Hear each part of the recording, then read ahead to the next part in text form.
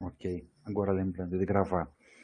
Então essa aula, a ideia é pensar um pouco essa, como que se dá, né, essa relação entre texto e imagem, já que vocês vão aplicar no trabalho de vocês agora, né, vão compor isso de alguma forma, estão, né, nessa fase final de elaboração, e o que eu proponho aqui é trazer algumas reflexões, apresentar alguns exemplos e trazer algumas reflexões sobre como pensar sobre isso. Até vou fechar minha imagem aqui.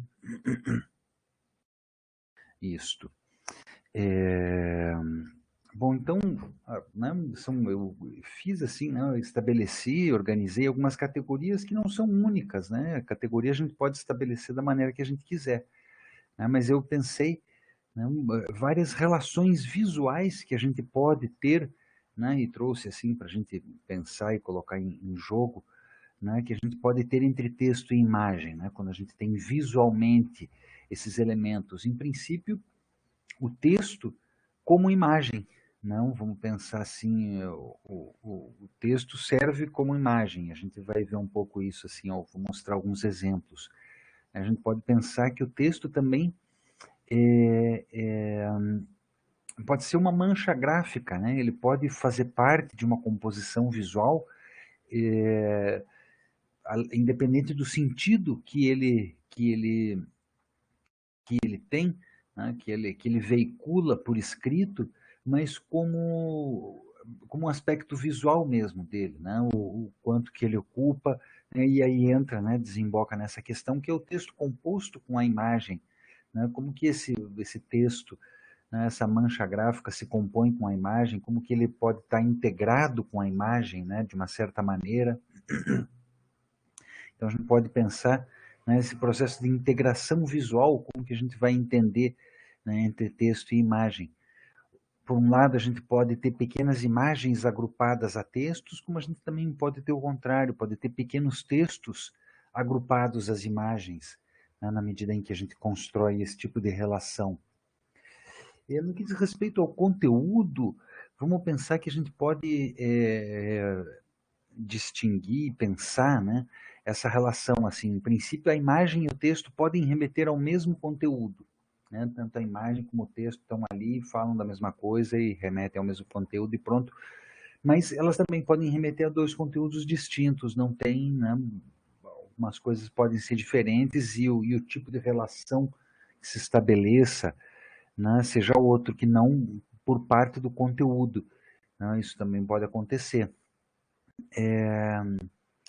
A gente pode ter essa ideia também de que o texto ele está implícito numa imagem, né? Vamos pensar assim, é quando a gente observa uma determinada imagem e a gente reconhece uma história por trás daquela imagem, né? E aí por isso que eu coloco, né, que é preciso o conhecimento de um código cultural específico, né, no sentido assim, por exemplo, de que se a gente vê uma imagem de, de uma árvore com uma cobra nessa árvore e essa cobra com uma maçã ou com fruto, porque na verdade na Bíblia não fala em maçã, né? Mas uma árvore com fruto e uma mulher sem roupa e um homem sem roupa do lado dessa árvore com essa cobra, com esse fruto e tal, a gente vai identificar como a história de Adão e Eva e tal, né? Mas para isso é preciso, né, que seja alguma pessoa dessa cultura judaico-cristã para reconhecer esse tipo de imagem, né? Vamos pensar que uma tribo de aborígene na Austrália não vai reconhecer isso porque ele não está é, é, é, informado desse tipo de história, né? Então ele não tem o conhecimento desse código cultural, né? E por outro lado a gente também pode ter né, o texto que está implícito nessa imagem, mas a imagem quando ela pode também estar implícita num texto, né? Vamos pensar assim, um texto que evoca imagens mentais, um texto descritivo, né? Na medida em que esse texto começa a explicar coisas e faz com que a gente comece a pensar, né, e evocar essas mensagens, então também pode ter esse tipo de conteúdo, né, esse tipo de relação com o conteúdo. Vamos pensar que a gente pode ter a imagem como alegoria do texto ou como figuração do texto. Né? O que é uma alegoria?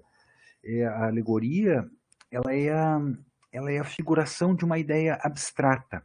Né? Então, eu tenho lá um texto, fala, não sei o que, o cavalo, assim, assim, assim. Ui, deu um raio aqui, daqui a pouco cai minha internet. um cavalo assim, assim, assim, assado, não sei o que e tal, e pá, mostra um cavalo, ok. Não, eu tenho lá o IP assim, assim, assim, assado, não sei o que e tal, e o desenho do IP, ok. A gente tem essa imagem figurando esse texto, né, uma relação de figuração. No entanto, a imagem ela pode alegorizar o texto, né, só como exemplo aqui, especificamente, um trabalho do Guilherme, mas entender o que é uma alegoria é essa figuração de uma ideia abstrata, né? A gente é, é, pode pensar conceitos assim como justiça, vai cair a internet aqui, pessoal. Se de repente acabar a nossa aula, eu peço desculpas. Por enquanto está tudo certo. Alegoria, então vamos pensar assim, a gente pode ter assim ideias como, sei lá, a alegria, a tristeza, a de vocês é capaz que caia também. A alegria, a tristeza, a justiça, né? Eu tinha lá no final da Idade Média essa organização né, do pensamento que estabelecia vícios e virtudes, né? Então tinha lá a caridade, pois é, tá cortando a luz aqui de casa, daqui a pouco corta. Não, mas vamos lá então, deixa eu terminar aqui então, pelo menos. Né? Então vamos pensar assim, a alegria, a caridade, né? Como se representa a caridade e os vícios que deviam ser evitados, né? Então lá a injustiça, a desesperança, a ira, né? Então tinham imagens que figuravam esses exemplos, né? Então isso é uma alegoria. Aí pode ter também essa imagem figurada, aquilo que figura exatamente aquilo que é o texto. Vamos pensar que a gente também pode ter a produção da imagem a partir de um texto, assim como a produção do texto a partir da imagem, né? Pode uma delas ter vindo primeiro nesse processo, assim. Aí, como que isso se articula? E aí, aqui como exemplo, eu queria mostrar só algumas imagens, assim, não de uma... Só vamos fazer um apanhado histórico de algumas imagens. Esse é o Evangelho de Lindisfarne, é um manuscrito do século VIII, né, do século VIII. Essas letras, né, o Ki-Ro, que é o monograma de Cristo, né, então vamos pensar que a gente tem duas letras aí, como vocês estão vendo, né, essas letras. No entanto, essas letras elas são compostas de imagens. Se vocês prestarem atenção, vocês vão ver que a gente tem uns bichinhos aqui dentro, imagens literalmente figurativas.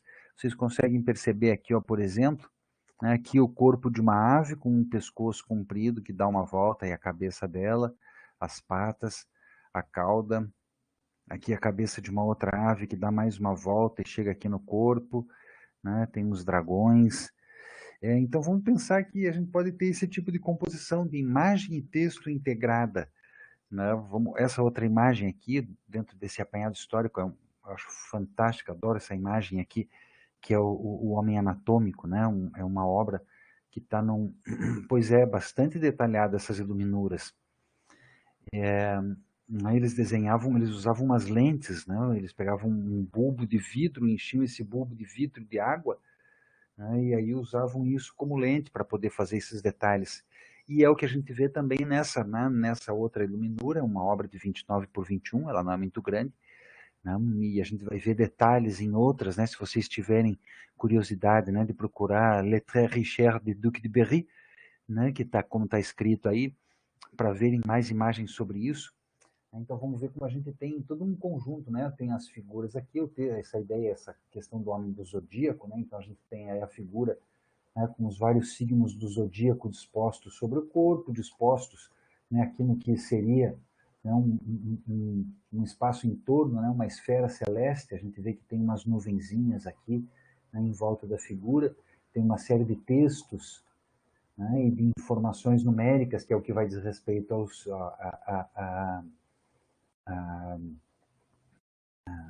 às localizações, né, disso enquanto mapa celeste. E não, isso aqui a gente vê que é feito para a França. Sim, sim, exatamente. Exatamente, é isso que eu estou falando. Aqui a gente está justamente, essas marcações aqui, elas são precisamente essa, essa subdivisão da esfera celestial. Aí a gente vê que elas foram produzidas, né, para a nobreza francesa, porque a gente vê aqui o brasão da nobreza francesa com a flor de lis. A gente pode encontrar aqui os signos, né, eles estão descritos aqui, né, junto de cada um deles, como eles vão estar descritos aqui também. Ó, se vocês prestarem atenção, está em latim: Aries, Leo, Sagittarius, Sunt, Cálida, et Sica, Colérica, masculina e o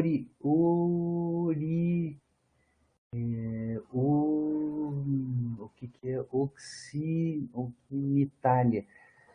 Então, Áries, né, Leão, Sagitário são cálida, né, são frio e seca, né, e colérica, que tem a ver com as personalidades, né, de cada um dos signos, são de característica masculina, né, o que é o que está escrito aqui, né, e aqui é Orientalia, certo? E do Oriente, né, que ele vai dizer então Tauris, o Virgo e Capricórnios, sunt frígida et sica melancólica, feminina e occidentalia.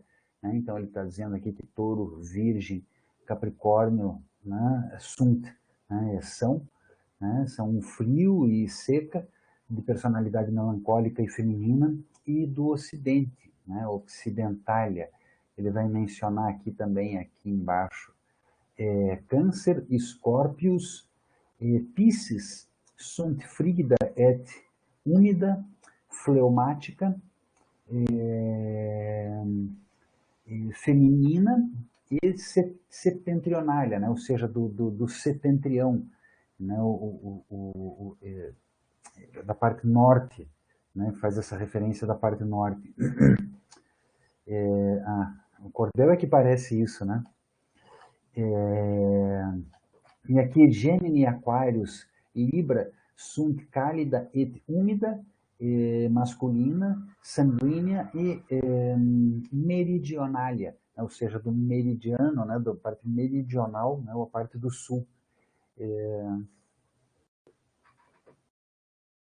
Então é esse, né? Então vamos pensar assim, só para a gente brincar um pouco com essa ideia aqui, mais para vocês exercitarem muito mais do que o latim, né? Para aprender a reconhecer um pouco as letras antigas, né? Quando a gente estuda essas línguas antigas, a gente precisa, sobretudo, aprender, né, a paleografia, que é essa escrita antiga, que é essa letra que é desenhada, né? Então eu fiz essa brincadeira toda, não, essa palhaçada toda que ele ficava falando, né, o que está escrito aqui, mas que é para a gente ver essas letras desenhadas, né? Essas caligrafias, elas seguiam um determinado período, né? Tem tudo isso assim, né? Cada época tinha uma caligrafia específica, né? A gente consegue identificar a época no qual o manuscrito foi produzido em função do tipo de fonte que é usado neles, né? Então todo esse tipo de detalhe é possível da gente estudar, né, vendo esse tipo de objeto. Aqui a gente tem esse outro livro, que ele é muito próximo, na verdade, se vocês perceberem aqui, esse aqui é do 400, do começo do século, né, do século XV. Esse aqui também é do começo do século XV, mas é uma Bíblia dos pobres, né, enquanto aquele livro ele era riquíssimo, né, que era exatamente esse o nome que foi dado para ele, as très riches, né, ou seja, as muito ricas horas do Duque de Berry. Havia esse tipo de livro que foi chamado de Bíblia dos Pobres, né, que também não era para tão pobre assim, né, por sua vez, porque imagine que essas eram o que a gente chama de incunábulos xilográficos, que eram os primeiros livros que foram produzidos para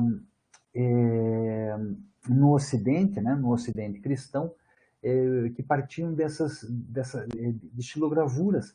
Né? Então eles gravavam nas tábuas tanto o texto como as imagens, né? Que a gente vê as imagens da Bíblia, vocês podem ver aqui, em cima e embaixo são profetas, mas a gente tem cena do Antigo e do Novo Testamento, né? Aqui a Eva e a serpente, aqui a Anunciação, né? A gente tem o anjo aqui, né? A Virgem e né? O Espírito Santo, aqui a pombinha, né? Que se anuncia ali para a Virgem Maria.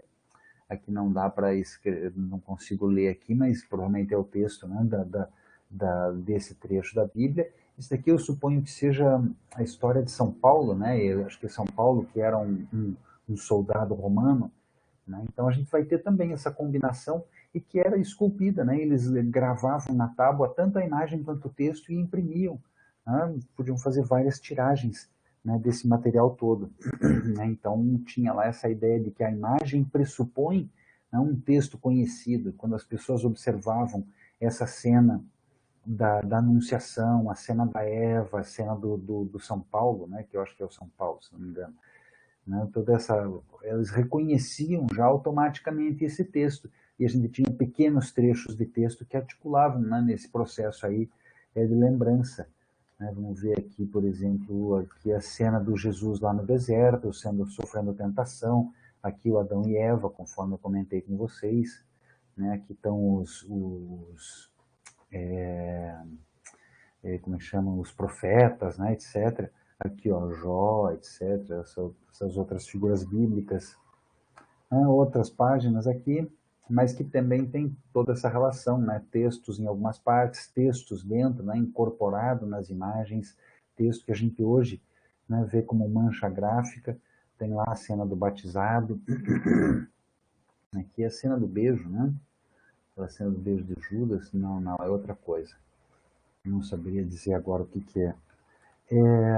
E fazendo, então, não, essa passagem, né, a gente tem esse, perdão, perdão, esse estilo, né, de ilustração que surgiu no Japão do século XVII, né, que é o ukiyo-e, que é caracterizado assim, né, por cores vivas, né, e é bastante expressivo, e que é precisamente essa combinação, né, eram gravuras, né, no estilo gravuras, mas essa combinação, né, de texto e imagem, e que incluía uma série de assuntos assim tradicionais do Japão, assim como cenas cotidianas e tal.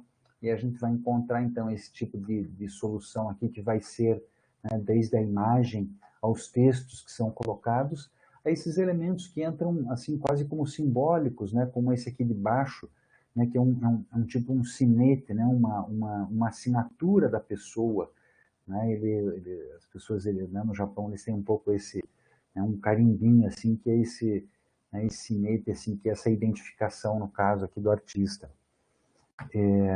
Essas outras imagens aqui, né, que a gente vai encontrar essa combinação, né, mais uma vez de texto e imagem, de acordo com uma perspectiva diferente, né, dessa que a gente tem nas imagens ocidentais, né, que são coloridas com uma outra visão estética, né, muito distinta, e por isso que eu acho que vale a pena, né, trazer aqui para a gente observar.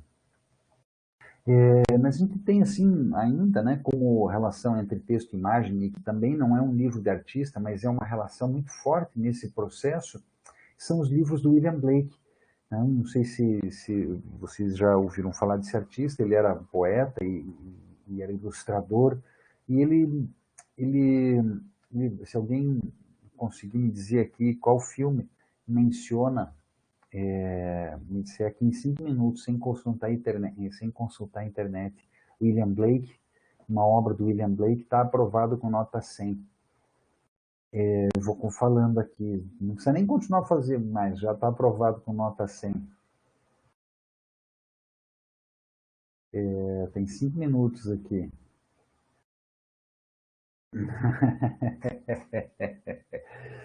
Pois, então esse cara ele fez, né? Ele produziu livros, né? Não, ninguém tem, então também já acabou a minha. Ah, você falou, Wendel, é verdade, muito bem. Então aí, ó, já acabou a chance aqui, já não tem mais.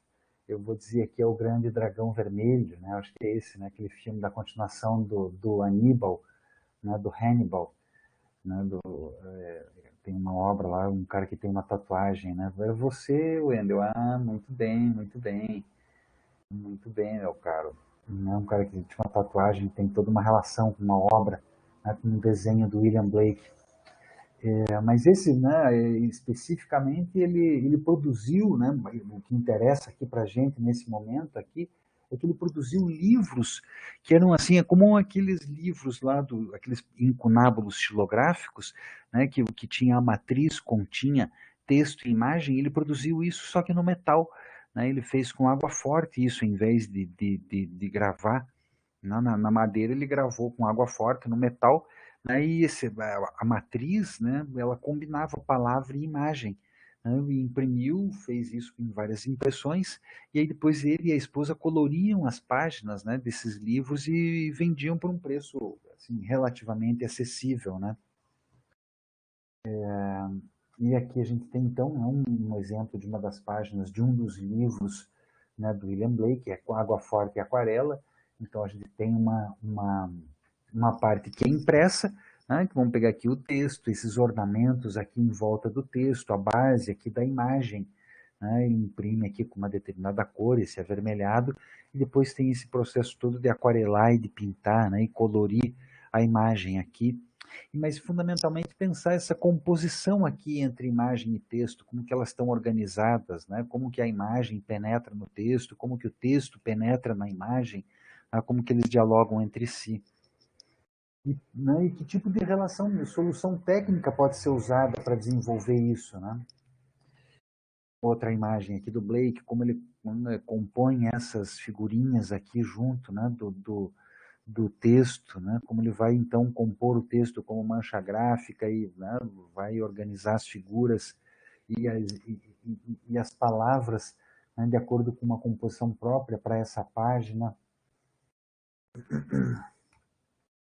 E aí, fechando um pouco esse aspecto, né, tendo, né, fechando, assim, vamos pensar essa questão, tendo William Blake, né, nesse processo assim de relação entre texto e imagem, vamos pensar que, né, fazendo um pequeno salto aqui, pensar um pouco essas vanguardas contemporâneas, né, do século XX, fundamentalmente, como elas transformaram essa noção do objeto de arte, né, que é isso que a gente abordou aqui na nossa disciplina, que a gente abordou no primeiro dos textos, né, o primeiro texto fala, né, sobre essa transformação das vanguardas contemporâneas, que começa a acontecer até muito antes, né, né, ele aponta o campo expandido e a desmaterialização como fenômenos, né, vamos falar assim, da segunda metade do século XX, né, mas já para o começo do século XX a gente começa a ver, né, também elementos que colocam em xeque, colocam em questão essa noção de obra de arte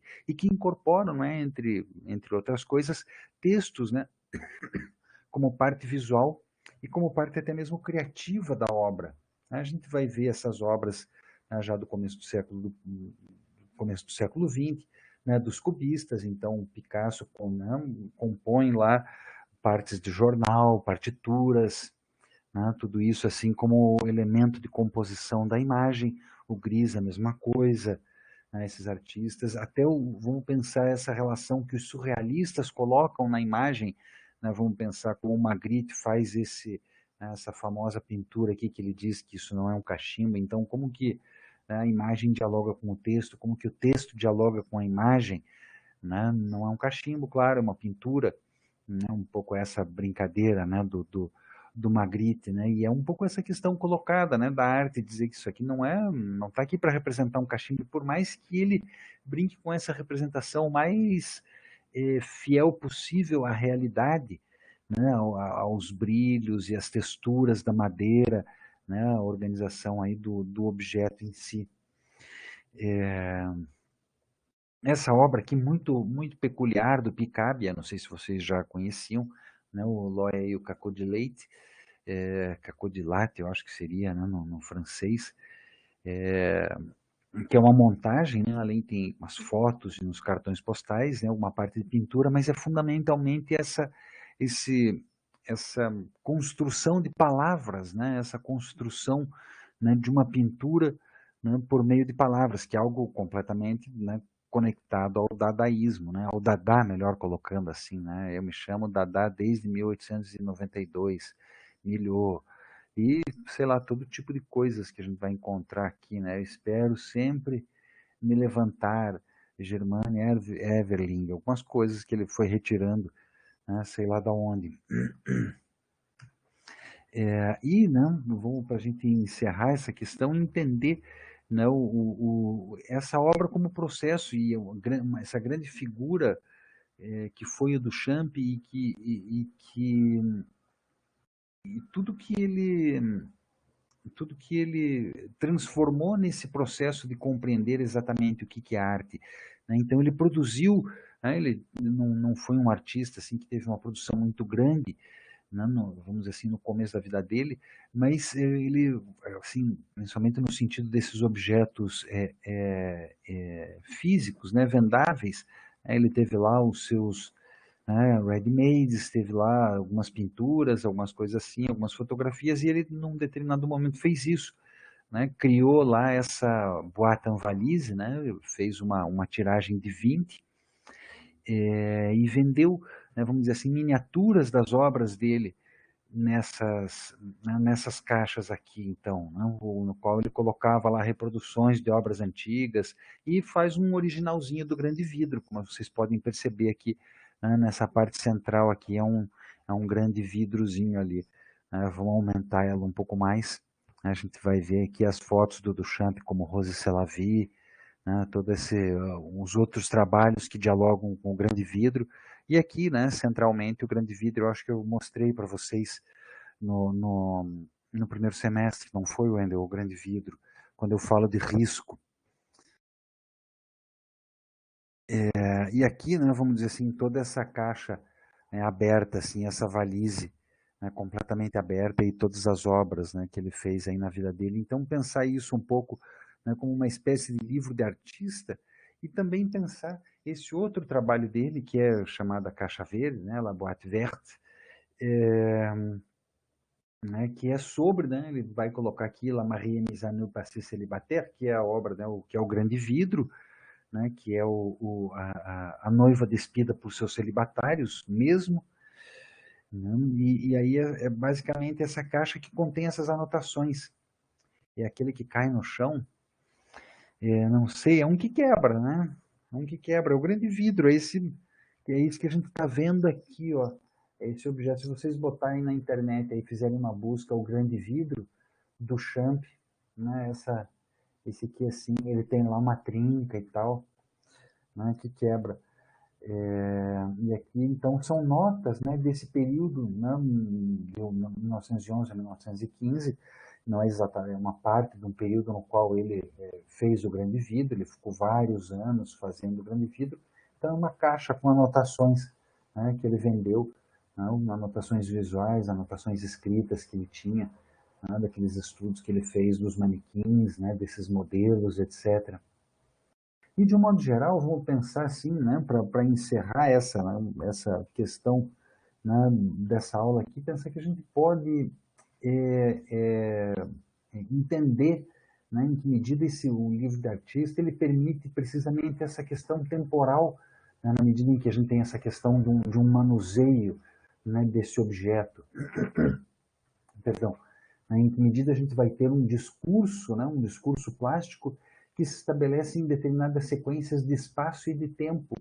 A gente tem um espaço e um tempo colocado aí, a gente pode organizar então essas ideias, né, essas ideias plásticas, né, nessa noção de espaço e tempo percorrido, né, seja uma página que vira, né, seja um elemento que é manuseado, né, permite então essa união de elementos diversos, né, vários meios, né, como os meios digitais, inclusive, e esse NAM ele parte precisamente desse processo de percepção multissensorial, né, que a gente vai implica esse toque com o objeto, né, essa relação não só de observar, mas de tocar, de ouvir, né,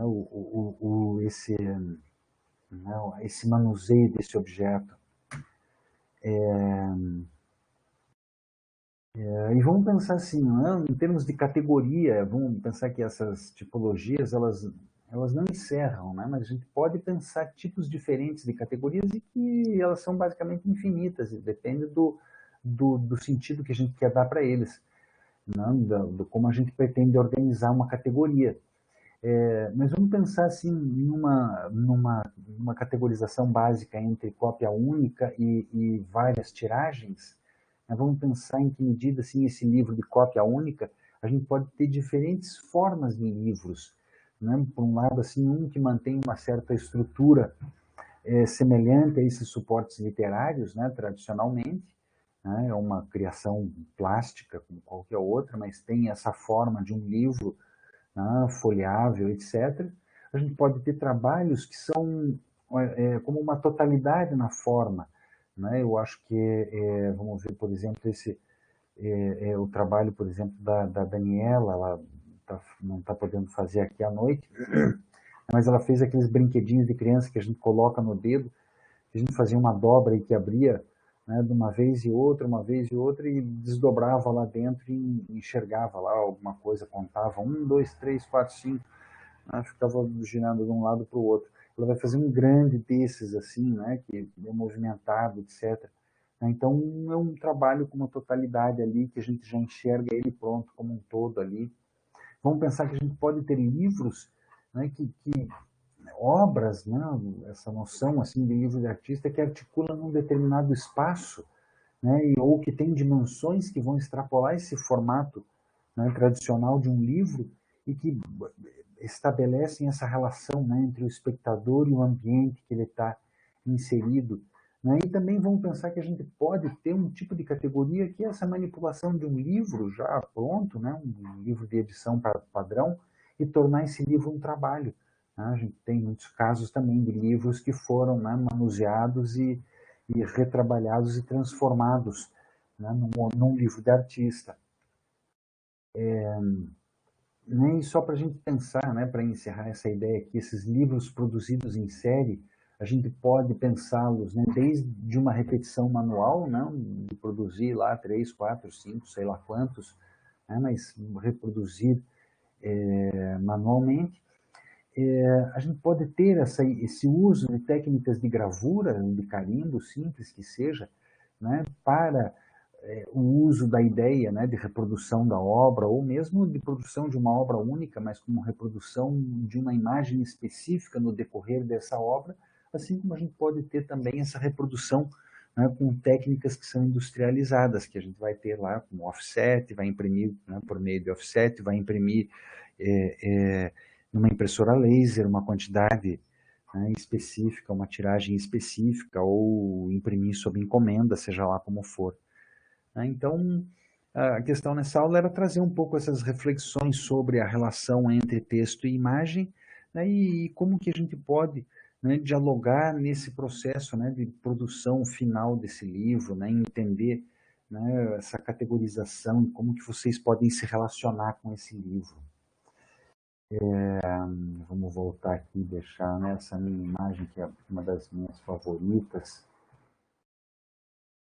Eu gosto muito dos Irmãos Limburgo. Vocês querem levantar alguma questão? Eu acho que eu vou já encerrar essa gravação.